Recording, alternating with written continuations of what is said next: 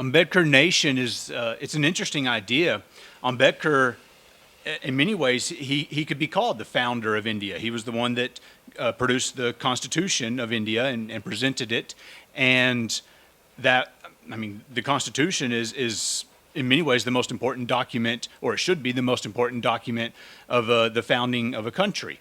And I'm from America. We have a constitution there, and we respect it very highly.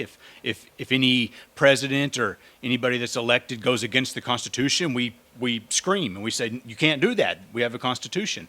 And Ambedkar presented that to India, and Indians, I would hope, would have a similar mentality of if people go against the Constitution, then they need to be denounced and it needs to be said. So the idea of Ambedkar's nation is quite appropriate because this nation is in many ways his idea and his formula for what an enlightened India should be. So the name of the channel is quite appropriate, and I'm excited to see what Ambedkar's nation would look like if it were, made real. Thanks for Virat.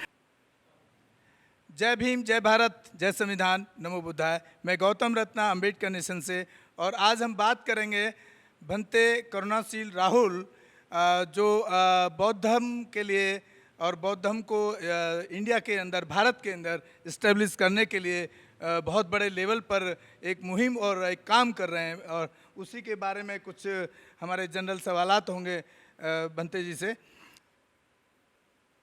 साथियों, अभी मैं एक ऐसा शब्द जो आपने बार बार सुना होगा और मैंने भी सुना है, और मैं तो उस पर खैर मुझे है थोड़ा सा, लेकिन हम चाह रहे हैं कि बहुजन समाज और भारत के देश के लोगों को पता लगना चाहिए। वो इतना सुंदर शब्द है कि अक्सर आप जब भी बुद्धिज्म की बात करेंगे या तर्कशील मुद्दों पे या किसी भी मुद्दों पे, तो वो शब्द अक्सर सुनने में आता है। और हम जानेंगे भंते करुणाशील राहुल जी से कि उस शब्द की जो व्याख्या के रूप में और एक डिटेल के रूप में उस शब्द को ज़रा लोगों को बताएं। भंते जी, मैंने एक शब्द सुना है, आत्मदीपो भव, तो इसका मतलब पूरा सार निकालें तो किस तरह से इसको आप लोगों को समझाना चाहेंगे, खासतौर से जो बुद्धिज्म के लोग हैं, बहुजन समाज के? देखिए, महाकारुणिक बुद्ध का प्रत्येक उपदेश बहुत महत्वपूर्ण है। 84,000 उन्होंने उपदेश दिए। महापरिनिर्वाण से पूर्व भिक्षुओं के मन में बहुत सारे संदेह थे, संशय थे, और एक सबसे बड़ा संदेह था कि अभी तक हमारे मन में जो भी प्रश्न पैदा हुए, जो भी संदेह पैदा हुआ, बुद्ध उसका निराकरण कर देते थे। चूंकि अब महाकारुणिक बुद्ध महापरिनिर्वाण की ओर जाने वाले हैं, उनके जाने के बाद हमारी शंकाओं का समाधान कौन करेगा? तो उन्होंने, जो भिक्षु थे, अरहत भिक्षु जो बुद्ध के पास बैठे थे, उन्होंने कहा, ये तथागत, आपके जाने के बाद हमारी शंकाओं का समाधान कौन करेगा? हम किससे पूछेंगे और कौन हमें बताएगा? तो बुद्ध ने कहा, भिक्षुओं, अत दीपो भव, अपना दीपक आप बनो। इन समस्याओं के समाधान आपको स्वयं ही खोजने होंगे, और आप सक्षम हैं, खोज सकते हैं। जब तक हम अपने आप को नहीं देखेंगे, जब तक हम अपने आप में समाधान नहीं ढूंढेंगे, तो हमें समाधान नहीं मिलेगा। तो निश्चित रूप से तथागत का यही कहना था कि इस समय तो मैं हूं, आप मुझसे पूछ सकते हैं, लेकिन मेरे जाने के बाद आप अपने आप से ही पूछेंगे। लेकिन एक बात मैं कहना चाहूँगा, इस बात का लोगों ने बहुत गलत अर्थ लिया है। हम देखते हैं सामान्य रूप से हर कोई कहता, जी मैं तो अतदीपों को मानता हूँ, मैं तो अपना मार्ग खुद खोजता हूँ, मैं तो अपने फैसले खुद लेता हूँ। ये उस सिद्धांत को बहुत हल्के में देखने की परंपरा है।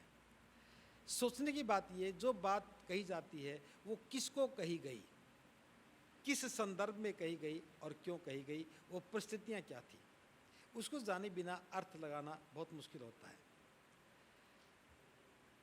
तथागत ने वो बात अरहत भिक्षुओं को कही। जो प्रश्न पूछने वाले थे वो अरहत भिक्षु थे। अरहत का मतलब उस समय के सबसे योग्य भिक्षु। सबसे योग्य भिक्षुओं को कहा गया अतदीपो भव, क्योंकि वो सोच सकते थे, वो राग से, द्वेष से, मोह से, माया से, इन सबसे ऊपर थे।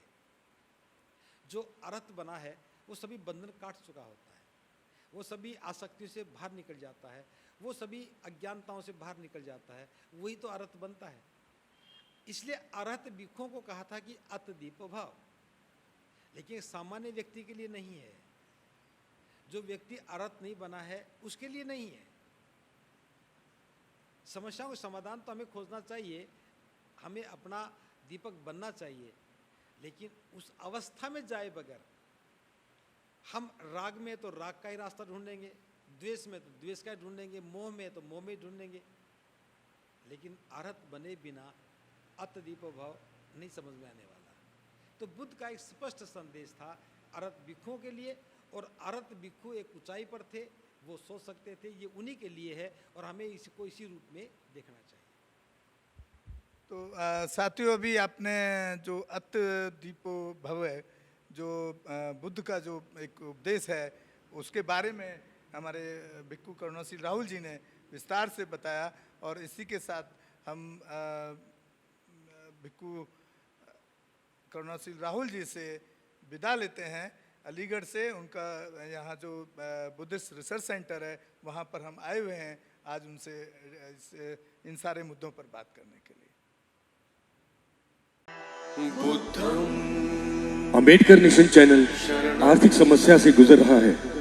अगर आप बहुजन समाज में बाबा साहेब अंबेडकर और तथागत बुद्ध की विचारधारा को अधिक से अधिक लोगों तक पहुंचाना चाहते हैं तो हमें आर्थिक सहयोग प्रदान करें, ताकि हम अपने चैनल के माध्यम से देश विदेश में समता, बंधुता, एकता और संवैधानिक अधिकारों को ज्यादा से ज्यादा लोगों तक पहुंचा सकें। अंबेडकर नेशन चैनल जो YouTube पर भी प्रसारित होता है, प्रस्तुतकर्ता गौतम रत्नम। आप अपनी सहायता राशि नीचे लिखे खाते में जमा करा सकते हैं। खाता धारक गौतम रत्नम, खाता संख्या 316957686551, IFSC कोड SBIN 0060336, बैंक भारतीय स्टेट बैंक। आप हमारे बैंक खाते का विवरण स्क्रीन पर भी देख सकते हैं।